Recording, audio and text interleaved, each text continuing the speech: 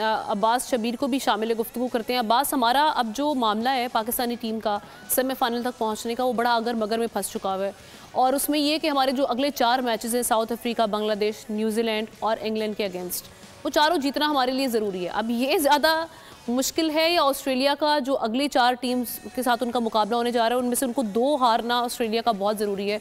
इन दोनों में से आपको क्या मुश्किल दिखाई दे रहा है इस वक्त? देखिए, चेन्नई में आज पहला प्रैक्टिस सेशन था पाकिस्तान टीम का और मैंने देखा कि बड़े प्लेयर्स पुरअज़म हैं कि किसी तरीके से मैच अब जीते जाए और सेमीफाइनल के लिए क्वालिफाई किया जाए, बाकी आगे मुकद्दर या नसीब। हमें अभी भी हम पाकिस्तान टीम को सपोर्ट कर रहे हैं, हमारा अपना मुल्क है, हमारी अपनी टीम है, हम पॉजिटिव तनकीद कर रहे हैं, बिल्कुल करते रहेंगे।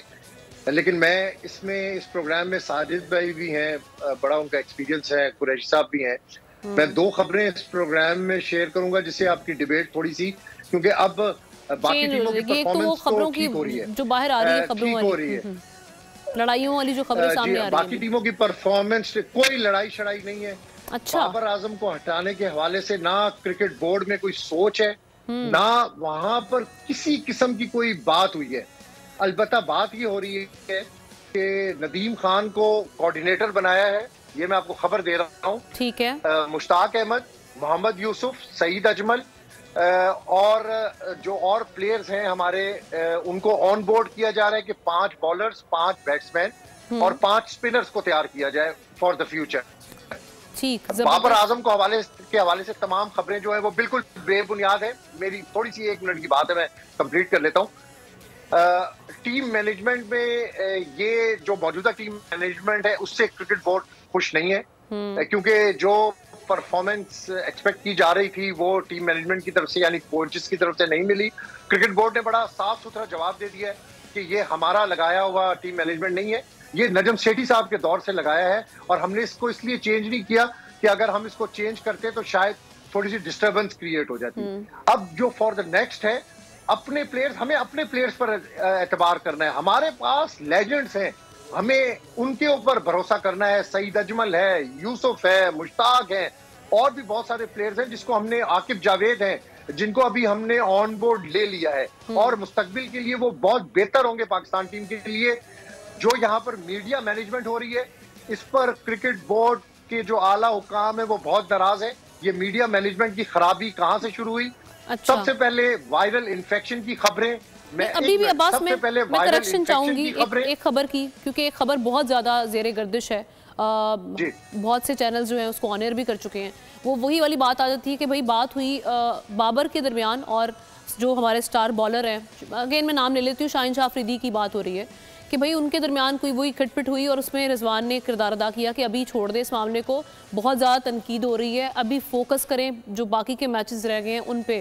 तो ये क्या, ये वाकई ये सारा जो मुकालमा आगे कोर्ट में किया जा रहा है ये हुआ है, ऐसी सारी सिचुएशन बनी है क्या? देखें, चेन्नई में हम मौजूद हैं, हम मुसलसल फॉलो कर रहे हैं, हम टीम के होटल्स के अंदर जाते हैं, हम हर किसी से बात करते हैं, ऐसी किसी किस्म की खबर नहीं। अब मैं आपको सिर्फ उसी बात के ऊपर आ रहा हूँ कि वायरल इन्फेक्शन की झूठी खबरें जो मीडिया मैनेजर है इफ्तिखार नागी उसने फैलाई, उसने कुछ ऐसे लोगों से ट्वीट्स करवाए जो पूरे दुनिया के अखबारों की जीनत बने। उसके बाद बाबर आजम और शाहीन आफरीदी की नोक जोक, बहस मुबाहिसा आपस के अंदर होता है। उसने ये खबर फैलाई कि टीम के अंदर रिफ्ट है, लड़ाई है, अपनी मर्जी के लोगों से ट्वीट करवाया। अब वो बाबर आजम की कप्तानी के पीछे पड़ा हुआ है कि बाबर आजम की कप्तानी के खिलाफ टीम के अंदर लोग हैं। रिजवान ये कह रहा है, वो ये कह रहा है, ऐसा कह रहा है, ऐसा कुछ भी नहीं है। ये सिर्फ और सिर्फ जो नाकिस मीडिया मैनेजमेंट है पाकिस्तान क्रिकेट बोर्ड की और जो मीडिया मैनेजर यहाँ पे बैठा हुआ है, सिर्फ और सिर्फ जो झूठी खबरें, सिर्फ और सिर्फ वो पता नहीं मुल्क के साथ मुहिब्बे वतन है या मुल्क दुश्मन। बिल्कुल उसकी मुझे तो अभी तक ये समझ नहीं आ रही, मुझे तो अभी तक ये बात समझ नहीं आ रही कि पूरी दुनिया के अखबारों के अंदर हमारी नेगेटिव खबरें टीम मैनेजमेंट के हवाले से चल रही हैं और वो एक शख्स है इफ्तिखार नागी जो मीडिया मैनेजर है। तो सबसे पहले तो अब्बास उनको डिसमिस करना बनता है ना, जो ऐसी खबरें फैलाई जा रही हैं। मैं आपको बताता हूँ, उसको डिसमिस इसलिए नहीं किया जा सकता इस वक्त कि वो आईसीसी को नाम जा चुके थे और क्रिकेट बोर्ड के कुछ 2 हाई ऑफिशियल्स हैं, उनकी वजह से वो यहाँ पर है और अब क्रिकेट बोर्ड के आला हुकाम को एहसास हो रहा है कि ये जो हमारी सिलेक्शन थी अगर हम उसको इस वक्त विड्रॉ कर लेते तो ना ये वायरल इन्फेक्शन की झूठी खबरें चलती, ना टीम में रिफ्ट की खबरें चलती, ना बाबर आजम की कप्तानी के हवाले से खबरें चलती। इस चीज का सिर्फ और सिर्फ जिम्मेदार एक ही मीडिया मैनेजर है जिसका नोटिस ले लिया गया है क्रिकेट बोर्ड के हाई ऑफिसर की तरफ से। मैं आपको फिर ये प्रोग्राम के अंदर खबर दे देता हूँ कि क्रिकेट बोर्ड के आला हुकाम उसकी हरकत से बड़े नाखुश है। बाकायदा उसके खिलाफ अब इंक्वायरी होगी और उसको चार्जशीट किया जाएगा कि वो नेगेटिविटी, वो मुल्क दुश्मन खबरें यहाँ पर मुल्क टीम के खिलाफ बैठकर खबरें फैला रहा है जो कि क्रिकेट टीम की तबाही का बायस बन रही है। पूरी दुनिया में नेगेटिव इंपैक्ट उसकी वजह से जा रहा है। इस शख्स को अपॉइंट किसने किया था ना, ये भी तो सवाल बनता है ना कि जो लेकर गए थे।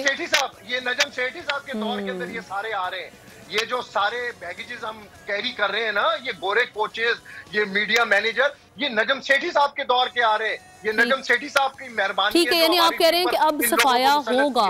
साजिद खान साहब, एक तो जिस तरह से अब्बास ने ये खबर दी है, होना चाहिए। अगर क्रिकेट को बेहतर करना है तो अपने कोचेस, अपने मुल्क के जो लेजेंड्स हैं उनको ऑन बोर्ड लेना होगा। एग्जैक्टली, ठीक है, आपने वो खबर दी। मैं साजिद खान साहब से लोगों के ऊपर डिपेंड कर रहे हैं। ठीक है, सब्सक्राइब करें और बेल दबाएं ताकि कोई खबर रह न जाए।